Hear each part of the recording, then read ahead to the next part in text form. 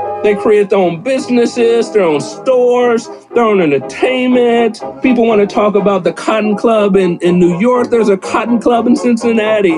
It was the center of the black culture, you know. All of your sororities and fraternities gave their dances there. All of your private clubs gave their dances there through the week, mostly Tuesday, Wednesday, or Thursday night, you know. And that was the hub of everything. There's multiple theaters and performances in the West End. I mean, it's a vibrant community. It's a vibrant part of the city for African Americans. When people migrate to Cincinnati during the Great Migration in the early 1900s, they end up in the West End not because it's as a happenstance. They hear that the West End is the place to go because everything they need is in the West End. For decades, the West End was synonymous with Black Cincinnati. But then, another city plan was developed, the Cincinnati City Council's 1948 Urban Development Plan. During the late 1940s, the city of Cincinnati announced its urban renewal plans for the West End. Rapidly deteriorating housing, overcrowded living conditions, and a multitude of other urban ills were cited as the reasons behind the urban renewal plan. And around that same time, the Federal Highway Act was passed, which called for an interstate highway that would cut through Cincinnati. And the chosen location? Say it with me now. The West End. So the interstate cuts the West End in half and demolishes about half of the economic development that African Americans have created for decades. The same thing happens in Detroit at the same time. The interstate cuts through the Black community in Detroit. The same thing happens in Charlotte, North Carolina. So Cincinnati is not the only city that goes through this same pattern.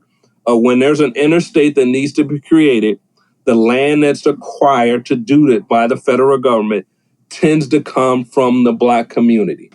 So when a highway comes in and breaks down the vibrancy of the West End, African Americans have to figure out a different community to migrate to.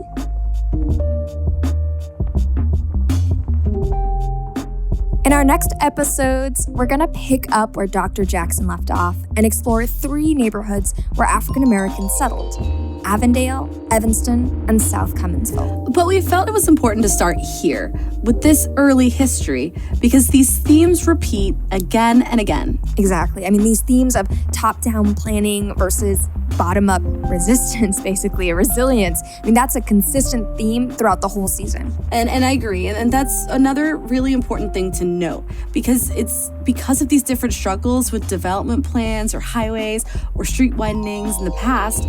You know, it's why Cincinnati feels so disconnected today. All 52 neighborhoods each feel so divided in their own way. But one of the things that I do really love about the Wesleyan Cemetery story that you brought to the show, Decca, is that, like, it really gets to something else that we're going to see, you know, throughout the season, like the sense of support networks, like churches, organizations that connect, you know, people to each other, people helping each other out, forming those bridges. Like, that's a really powerful thing that is also inherent from the start of Cincinnati's history. I can't agree more. And I would just add that it's these stories that I find probably most fascinating and might have the most trouble finding information on in general. You know, they're like the hidden stories. Yeah. The ones that we're trying to pull out from the archives and stuff and piecing things together. It's you know, I want to look at the records for Zion Baptist Church, and I want to know more about that because, you know, it's just incredible that that church was able to play a role in the Underground Railroad movement. But then what do we know about it? Who knows about that? Like, let's take a poll, you know, like. Right. Yeah, and that's like a huge part of why this project has been like important to us, right? Like, we've been reaching out to people in communities, asking about what they remember, asking them what their elders taught them, you know, what they told them about what they remember, because so much of this history, unfortunately, has just been lost to time, right? A lot of it isn't in archives. Living in Cincinnati, you know, I know that I did not know half of these stories until I started working on this project, and I knew this was going to be very, very important to do. Totally. But I had no idea how impactful it would be just to me. Yeah. And hopefully it gives other people like a sense of pride in Cincinnati too, you know? Because like for me personally, I had never really thought about the fact that, you know, the geography of Cincinnati, the fact that it is on this border of North and South would make it so pivotal to really American history. Yeah, and honestly, as a Cincinnatian, I get super annoyed sometimes because Cincinnati is always portrayed as this mediocre place, like precisely because it's so, you know, in the middle of things. Yeah. But it really is not that way at all. I really don't Right. think people appreciate how special this city is because we're in the middle, because it's a hodgepodge of people. Like, Yeah. we're at this nexus point of so many cultures and histories, and there's so much more diversity here than people realize. And so it's really been inspiring to have witnessed all of this firsthand through this project. Totally.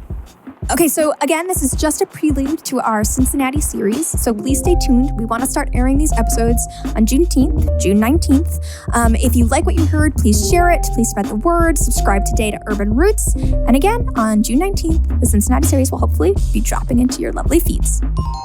I have to really, really thank, all the community members that have been a part of this, but I also would like to thank everybody who's donated to our Fundly fundraising campaign, and particularly someone who has donated a good amount of money asked us to give a shout out to the ACLU for all the hard work that they do.